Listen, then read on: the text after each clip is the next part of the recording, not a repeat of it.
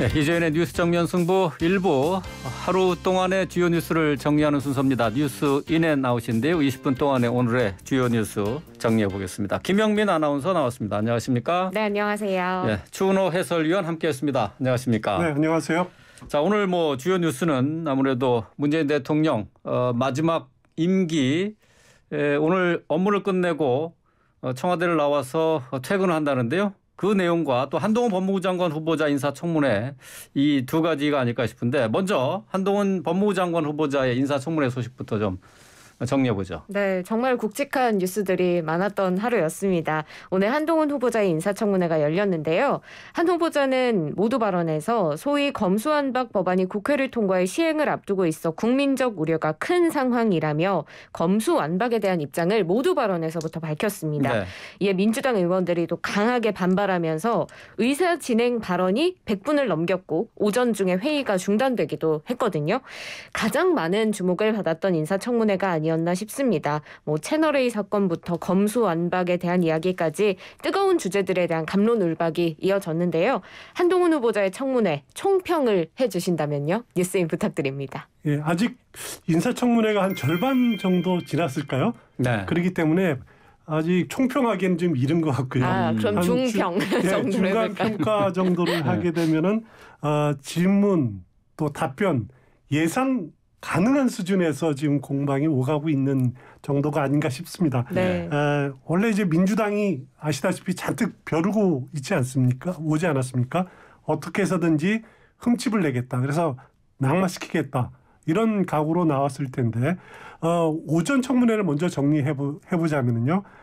그 오전 10시에 정각이 시작을 했습니다. 제대로 시작은 했고 또 한동훈 후보자가 선서도 하고 모두 발언도 하고 여기까지는 순조롭게 진행이 됐습니다만은 그 이후에 계속 의사진행 발언만 1시간 넘게 진행이 됐습니다. 맞습니다. 12시 20분 정도 정해될 때까지 의사진행 발언 여야 공방만 진행이 됐고 그건 무슨 말이냐면은 한동훈 후보자는 오전 내내 한마디 말도 안 했다라는 거죠. 그렇죠. 그런 시간만 진행이 됐다가 오후 들어서는 정상적으로 한동훈 후보자를 상대로 질의와 답변이 진행이 됐습니다.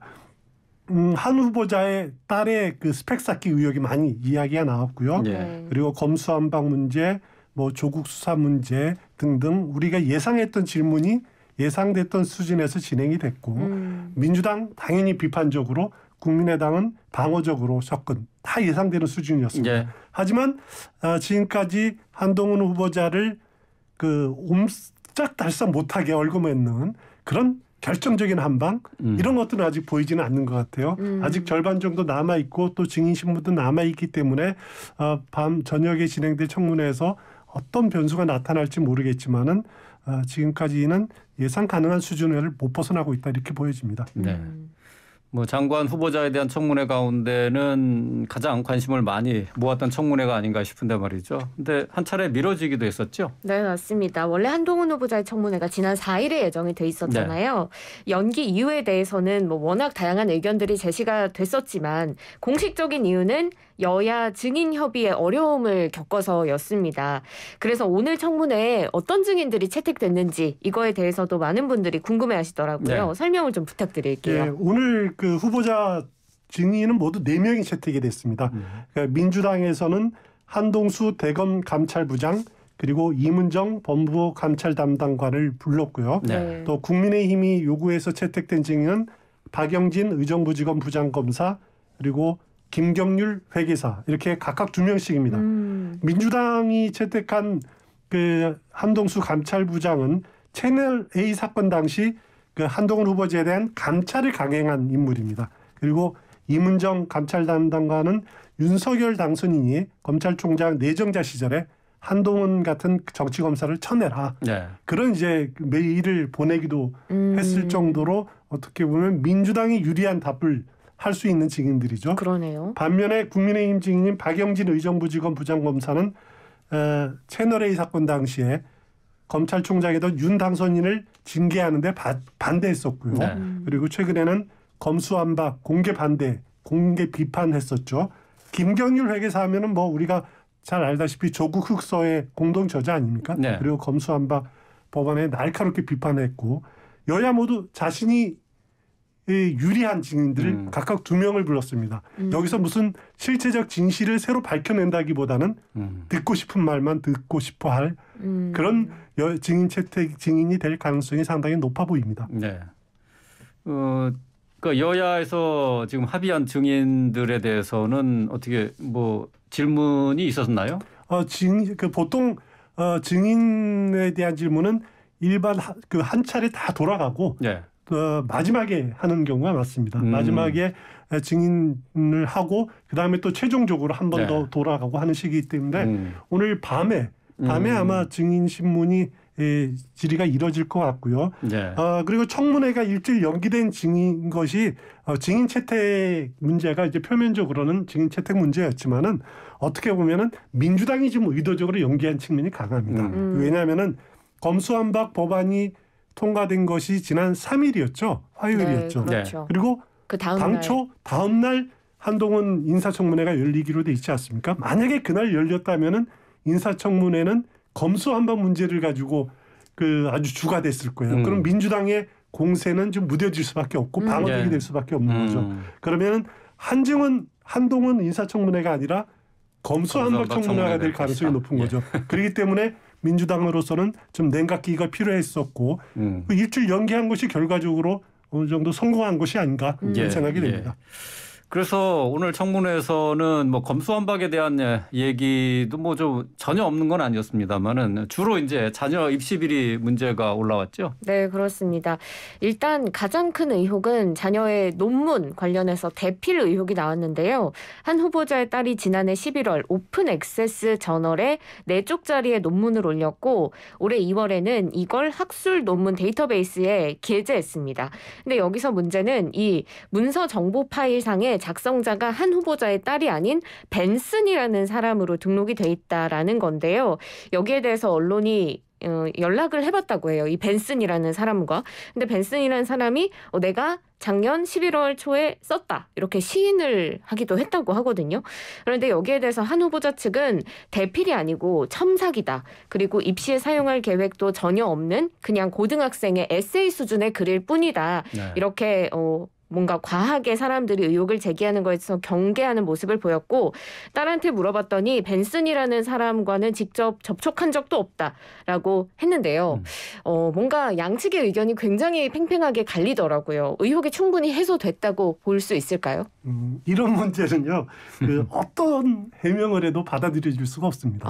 왜냐하면은 일반 부모들로서는 과거 이제 조국 전 장관도 마찬가지고 한동훈 후보자도 마찬가지고 우리 사회 상류층들이 자녀 입시를 위해서 이렇게 어떻게까지 스펙을 쌓았는지 그건 우리 일반인들이 현실하고는 너무 다른 거거든요. 맞아요. 그게 뭐 잘하든 잘 못했든 불법이 있었든 아니 합법적이든지 간에 너무나 우리의 모습하고 다르기 때문에 어떤 해명을 해도 정서적으로 받아들여질 수가 없는 겁니다.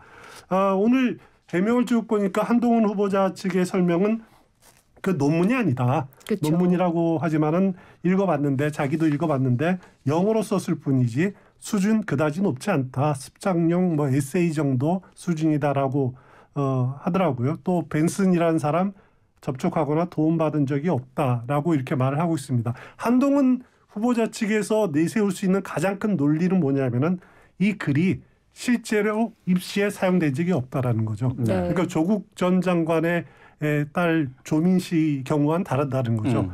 입시에 사용된 적이 없고 또 앞으로 모르겠지만 쓸 계획도 없다. 맞아요. 학교에 낸 적도 없다라고 하면은 사실 이게 무슨 죄야?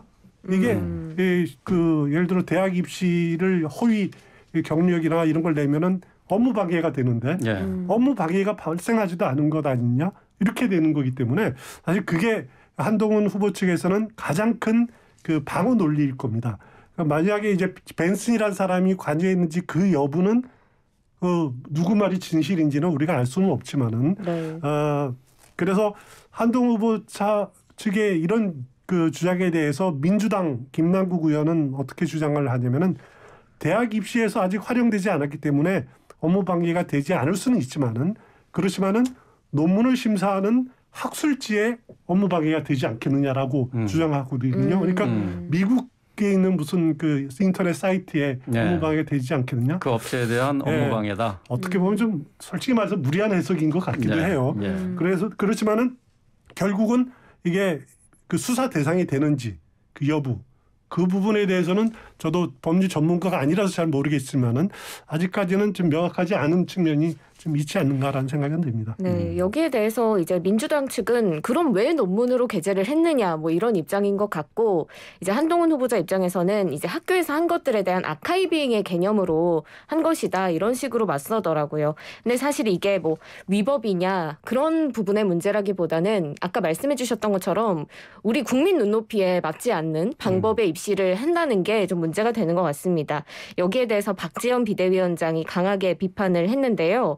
박 비대위원장은 오늘 한 후보자의 딸이 아빠 찬스 논란이 조국 전 법무부 장관 자녀의 부모 찬스 논란보다 더 심각하다며 조국 일가를 쑥대밭으로 만든 수사 책임자가 미국과 영국을 넘나든 국제적 규모의 가짜 스펙을 만들어 딸에게 선물했다는 점에서 한동훈의 내로남불 정말 놀랍다 이렇게 강하게 비판했는데요.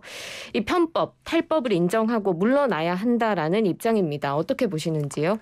민주당은 그 한동훈 후보자하고 한동훈 후보자가 과거 조국 일가 수사하는데 어떻게 보면은 그 책임자였지 않습니까? 네. 그런 점에서 한동훈, 조국 이렇게 많이 비교를 많이 하더라고요. 그리고 조국 그 전 장관의 딸과 한동훈 후보자의 딸을 비교하고 한동훈 후보자의 부인을 또 정경심 씨와 비교하기도 하고 그러면서 한동훈 더하면 더했지 덜한 거 없지 않느냐?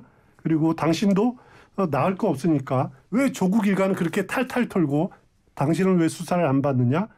이제 그 민주당의 이런 접근 방법이 뭐 논리적으로 옳다 그러다를 떠나서 국민 정서는 굉장히 파고들 수 있는 부분들은 상당히 있는 것 같아요. 네. 당한 만큼 너도 당해봐라. 뭐 이런 문제. 거기다가 국민들 감정을 가장 자극할 수 있는 입시라는 문제를 또 들고 나왔다는 점에서 그런데 그렇지만은 여기서 우리가 냉정하게 생각할 수밖에 없는 것은 대법원의 확정 판결을 받은 사건 그리고 아직 수사 대상이 될지도 불확실한 사건을 이렇게 비교해서 더 심하다라고 주장하는 당의 지도부가 주장하는 건 좀 무리한 주장일 수도 있다라는 점은 염두에 둬야 될 것 같고요.